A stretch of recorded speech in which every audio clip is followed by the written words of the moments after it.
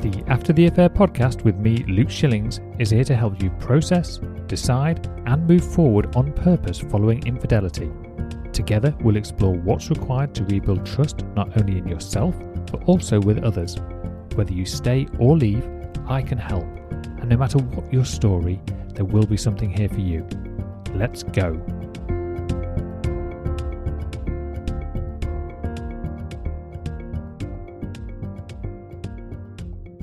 Hello and welcome to the After the Affair podcast with myself, Luke Shillings, episode number 16. Before we get into today's main topic, I want to answer a question that is often posed to me, and that is, what is the difference between me, a coach, and a therapist?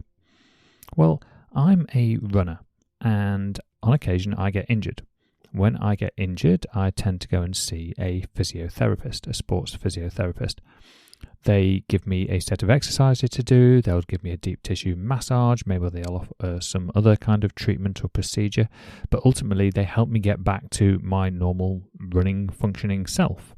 If I was aiming to achieve a particular, say, time, for example, I wanted to run a particular time over 10 kilometers, or maybe I wanted to train for a marathon, so I would then seek out the support of a running coach, somebody who could help me better my running form, my diet, my food management, my mental mindset when it comes to the last parts of that challenging race or over longer distances. Improve my training regime so that I'm not just ad hoc and doing little bits all over the place, which I am definitely guilty of.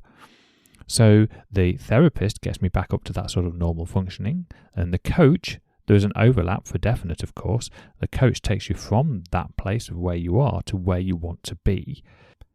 And this is done through a variety of methods. Obviously, there are technical strategies, actual ideas and concepts, but a lot of it is all about mindset and how you can change your view on any given situation and approach it from a different perspective.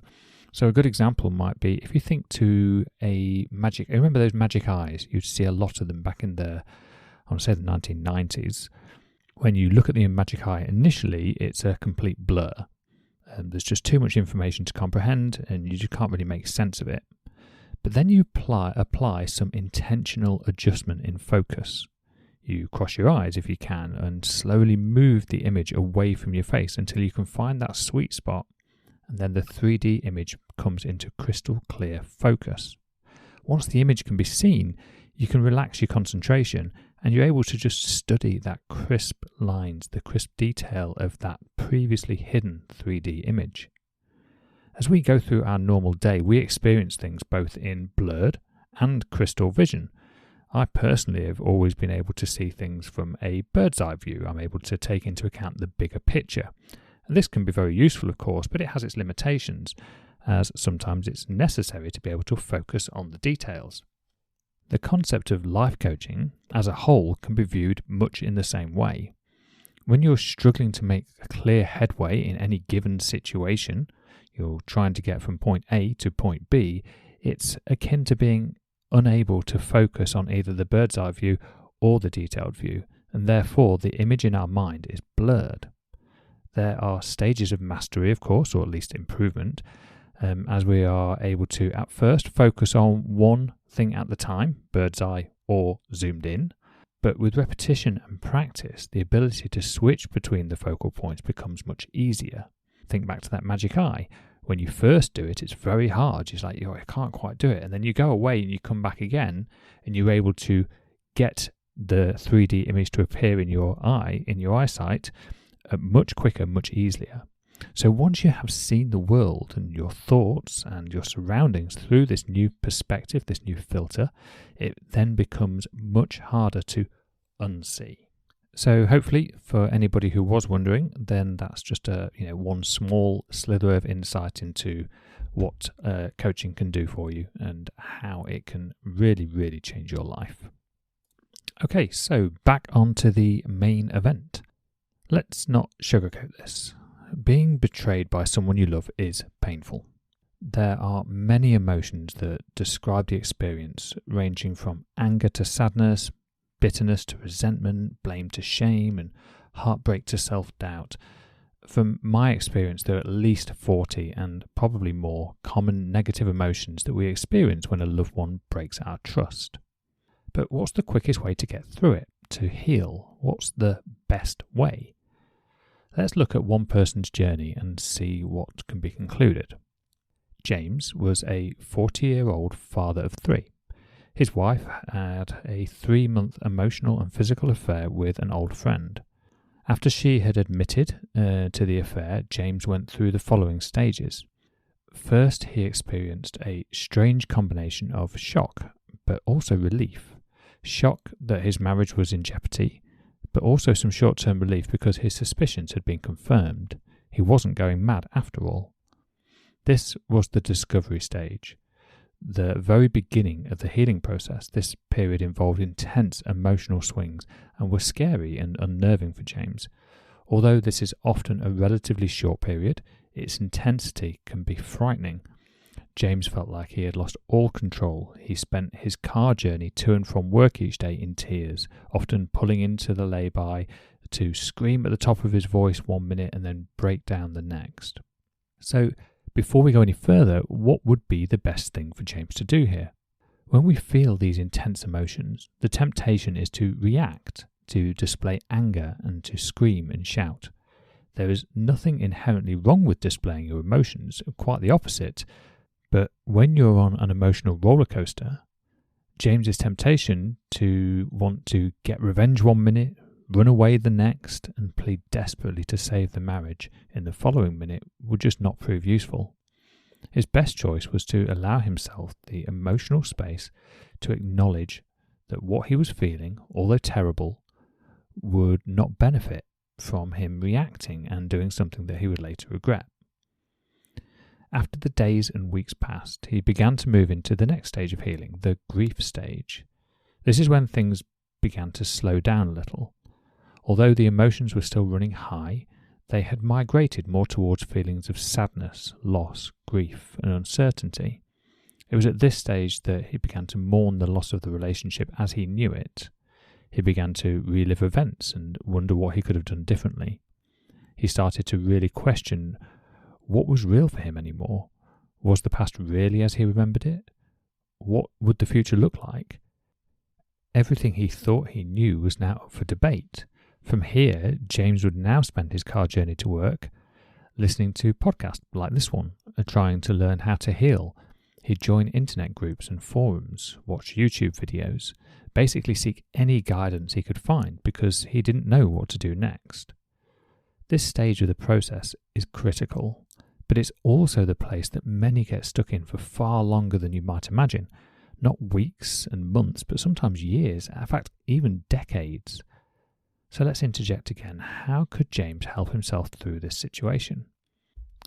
I think that we can universally agree that most people would prefer not to be experiencing these types of emotions. When we think back to the motivational triad from episode 15, it's easy to find ourselves cycling between two undesirable emotions like sadness and anger. It requires the least amount of effort because we are just avoiding or resisting one feeling and then bouncing back and forth indefinitely as a result. There are numerous things that he could do. He could start to write down what he's thinking and feeling. Seeing it on paper looking back at him is the beginning of separating himself from the experience and beginning to look at things more objectively. He could literally list all of the facts, nothing more. Learn to recognize that there are many things that are not within his control, therefore direct his energy towards the things that he can control. If he has a close, trusted friend or family member, now would be a good time to talk. Finding someone who would listen, much like the piece of paper that he writes on, this is not so much about finding someone to be on your side or collectively against your partner, but more to provide you an outlet, a way of seeing and clearing your mind out. If this isn't available, then a therapist, a counsellor or a coach like myself would be ideal. This does not need to be done as a couple, although that can also be very effective if both parties are willing. He could ask himself, am I searching to find validation about how I feel? Is that why I'm spending all these times on the internet forums? Is that why I'm going in these Facebook groups and following all this information and, and making myself feel better by seeing the misery that other people are experiencing? Is that really helping me progress? Is that helping me heal? And that's the question. Is it helping me heal? And I think that's a question that we can all ask ourselves at any part during our journey. It doesn't matter what stage we're at or where we're going with it. There's a point where you think, is what I'm doing still useful? Is it still serving me? And if it's not, then maybe it's time to look to the next step. Let's move forward. Let's carry on with our lives. The work that James carried out in the grief stage was the real foundation for helping him move forward towards acceptance. You see, acceptance is beyond that anger, it's beyond that deep grief. It's a time where he could come to terms and come to peace with what had happened. He began to separate himself from the identity that he previously believed he had, and more towards the new one in which he was the author. This is not necessarily about forgiveness. It's about understanding, appreciating, accepting, and being ready to take responsibility for himself and then move towards the next step, which is the reconnection stage. This stage of the healing process is usually aimed at couples who choose to stay together, couples who have got to a point where the betrayed spouse is, so James in this case, is well on the journey of healing, and that he recognises that love and hate are not directly related, which is something that isn't always obvious. Many people say that you can't hate someone if you don't love them. The only reason you hate them is because of the love, and actually they're completely unrelated. Love is amazing, and love always feels amazing. Hate is a completely separate emotion and comes from a completely different set of thoughts. Now, of course, not everybody is planning on staying together, or maybe they don't even have the option of renewing or continuing the relationship. If that's the case, reconnection is still extremely important. It's a really important part of the healing process. First of all, to reconnect with yourself, to reconnect with your independence, to reconnect with your values, and then check against your values when you make decisions in the world. Is what I've just done, is this decision I've just made in line with my values? Reconnect with your self-love. Remind yourself that you are in fact worthy and 100% lovable. And finally, reconnect with others. Reconnect with friends, family, your children, and then new partners. So what conclusions can we draw from what we've discussed today? No matter your situation, you will travel through phases, different stages in healing. They might not be all exactly the same as those listed today, but the likelihood you'll recognize things that relate to your situation, even if the ones highlighted in James' situation aren't exact mirrors. There is no time constraint on the different stages that you go through in your healing process. There is no set, well, this bit should take this amount of time, and the next bit should take that amount of time, and this bit should take this amount of time, and if I haven't done it by then I'm not doing it right, and there must be a better way, so I'll go back on the internet and find the next thing. And you can go around in circles indefinitely. What I want to offer is that you pick a route and you make intentional decisions, and you ask that question: is what I'm doing right now helping me heal? Is it still serving me? If not, then I need to look for something else. But I also need to give each individual thing that I try chance, and not bounce from one thing to another just because it's the easiest thing to do. So the best way to heal from infidelity is to know that your situation is unique, and you don't have to follow the same path as anybody else.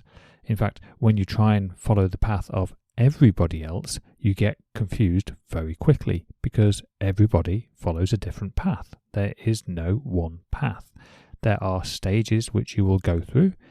There are situations that will be familiar and relatable, but your overall experience is still going to be unique just to you. You have the responsibility and the autonomy to navigate that experience. You get to take this situation and turn a misfortunate set of circumstances into an incredible outcome. If you can learn the skills to manage your mind and deal with the emotional experiences that infidelity and betrayal bring, then that will build resilience and strength and give you opportunity and optimism for the future like you have never known. You can completely change your story. So, let's go.